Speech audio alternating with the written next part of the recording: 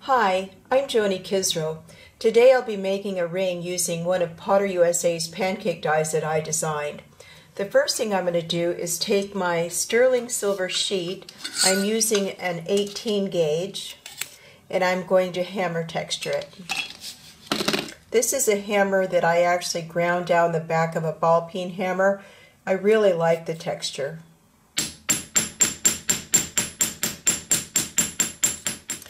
I finished texturing my sterling silver sheet. Now I'm getting ready to put it into the pancake die.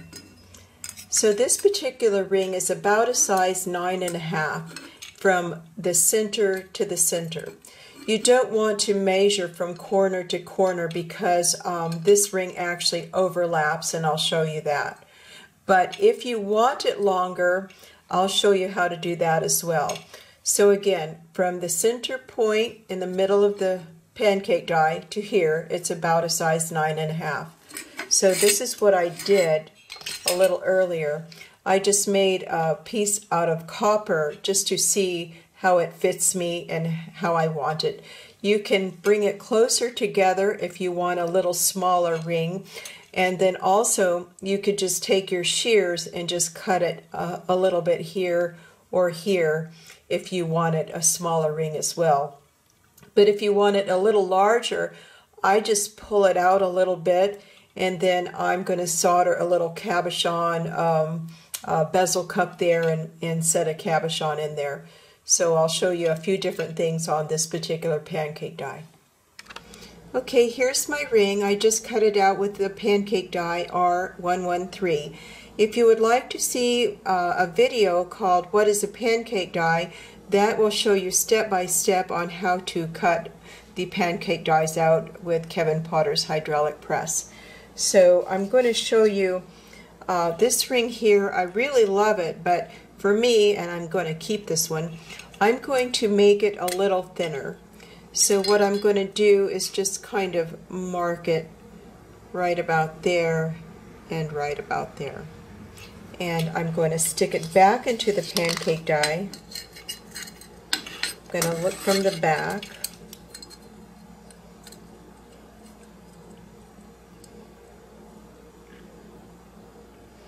So if you see that, that's what I'm going to cut off because I want my ring a little bit thinner. This is the actual size of the pancake die, but you see here I cut mine down just a little bit because I wanted it thinner. And you saw how I did that. I just stuck it in back into the pancake die and just cut the edge off. So I have a little piece of scrap silver now that's about that length. So I'm going to round this now.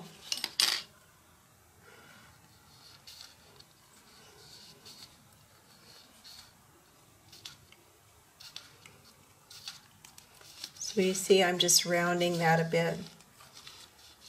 Then I'm just going to take it to the other side. Start rounding that. So I'm just going to keep working on that a little bit to get it perfectly round. So this is round now. I actually used my rawhide mallet and just hammered it all the way around. So I also overlapped it a little bit. So I pushed it down, over, and then under to bring it together. So I could keep working on this, and I could actually solder that closed if I chose, but also I could cut a little bit of this off and then gapped it to make the size that I want, and then solder a stone there or whatever I want to do with that.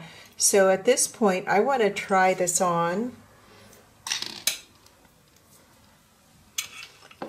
So I could leave it like that, but what I'm going to do is I'm going to put a little cabochon right there. So I'm all ready.